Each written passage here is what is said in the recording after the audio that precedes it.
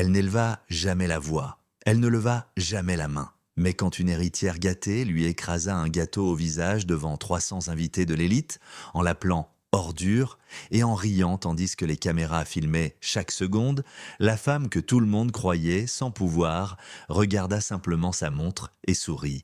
Parce que dans 5 minutes, elle devait signer un contrat de plusieurs milliards de dollars qui contrôlait tout l'avenir de l'héritière, et au moment où elle essuya le glaçage de ses yeux, le monde découvrit qui détenait réellement le pouvoir. Personne ne s'attendait à ce que le silence soit la réponse la plus dangereuse de la salle. Mais lorsque Liana Brooks resta immobile au centre du gala, le gâteau dégoulinant de son visage, toute la salle ressentit un frisson qu'elle ne sut nommer. Quelques instants auparavant, l'héritière Ariana Kingsley avait marché vers elle sans prévenir, avait saisi un plateau de dessert et l'avait écrasé dans le visage de Liana avec un sourire tranchant comme du verre. Les caméras crépitèrent, les téléphones se levèrent, les rires fusèrent, et Ariana se délecta de l'attention, comme si la cruauté était un sport. « Retourne dans l'arrière-cuisine, les gens comme toi n'ont pas leur place ici », lança Ariana assez fort pour être entendue de tous. Les 300 invités regardaient, certains ricanaient, certains détournaient les yeux, certains feignirent de n'avoir rien vu. Liana ne réagit pas, elle leva simplement la main, essuya le glaçage de ses yeux et vérifia son téléphone avec un calme précis. Ariana ricana. « Regardez-la, elle fait semblant que quelqu'un d'important l'appelle. Sécurité, sortez-la. » 2 gardes s'avancèrent, hésitants mais obéissants. Avant qu'ils ne la touchent, Liana s'accroupit pour ramasser les documents qu'Ariana avait envoyés valser au sol, chaque page représentant des mois de travail, d'analyse et de négociation, des plans qu'Ariana avait détruits en un seul éclat d'arrogance. Ariana avança encore, son talon écrasant la main de Liana. « J'ai dit « laisse les papiers ». Un souffle d'horreur parcourut la salle. Mais personne n'intervint. Les caméras du live-stream zoomèrent.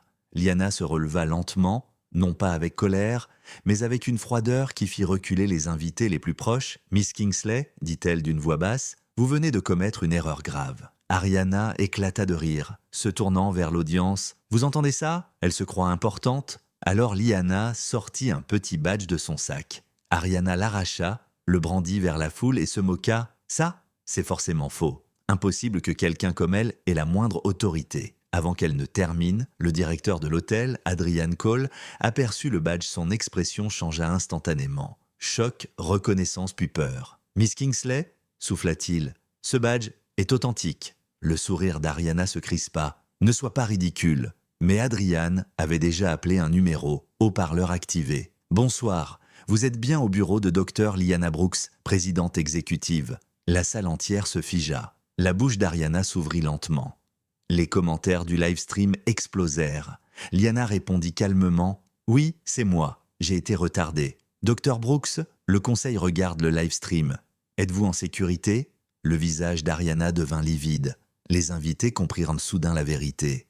La femme couverte de gâteaux contrôlait le plan de sauvetage industriel de 5,1 milliards de dollars que la famille Kingsley suppliait d'obtenir. Et la date limite de signature était dans quelques minutes. Le père d'Ariana, Charles Kingsley, se fraya un chemin dans la foule.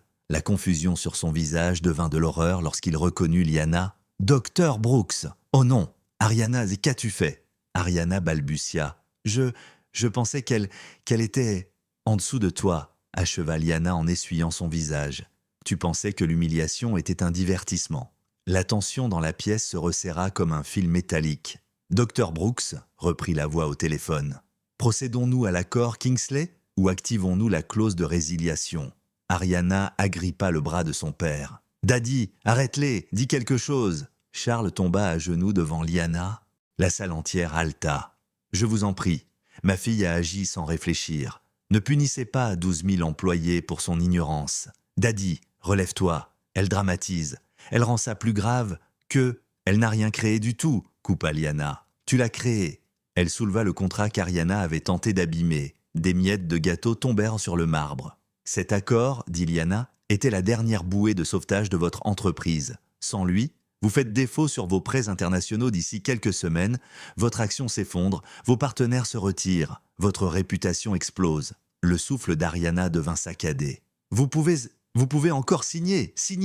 Liana secoua la tête. « Tu as écrasé un gâteau sur les mains qui allait sauver ton empire. » Elle dévoila un second document couvert de cercles rouges et de surlignages. Vos chiffres internes sont pires que ce que vous avez admis. Vous avez caché des dettes, gonflé des projections, construit une façade sur du temps emprunté. La salle fut secouée. Les journalistes se rapprochèrent. Ariana chuchota. « Je ne savais pas. Je ne savais pas qui vous étiez. » « C'est bien le problème, répondit Liana. Tu n'as jamais cherché à savoir, tu as seulement cherché à dominer. Le téléphone sonna. Liana décrocha en haut-parleur. « Docteur Brooks, dit son président de conseil, l'accord Kingsley est maintenant résilié. Les partenaires alternatifs sont prêts à signer. Nous attendons votre instruction. » Ariana saisit la manche de Liana, tremblante. « S'il vous plaît, ne faites pas ça. Je m'excuserai. Je dirai n'importe quoi. » Liana se recula. « Tu ne pensais pas que je méritais l'humanité quand tu me croyais impuissante, dit-elle d'une voix qui transperça le silence. Tu as jeté un gâteau parce que tu pensais que ton privilège te protégeait. Elle referma le contrat d'un claquement aussi définitif qu'une sentence. Kingsley Industries est terminé. Ariana s'effondra tandis que Liana traversait la salle, le glaçage encore visible sur sa joue, preuve de l'humiliation transformée en justice. Avant de partir, Liana fit face à l'audience stupéfaite. Que cette soirée soit une leçon. Le pouvoir ne se mesure pas à la richesse ou à l'arrogance, il se mesure à la dignité, et lorsque vous essayez d'arracher celle de quelqu'un, vous risquez de perdre tout. Elle quitta la salle, laissant derrière elle les ruines d'un empire détruit par un seul acte d'arrogance et une femme qui refusa de plier choquée par cette fin. Aimez, partagez et commentez votre réaction. Qu'est-ce qui vous a le plus touché, son silence ou la chute? Abonnez-vous et activez les notifications pour plus d'histoires où la dignité s'élève et l'arrogance s'effondre. Vos commentaires aident ces histoires puissantes à toucher plus de monde.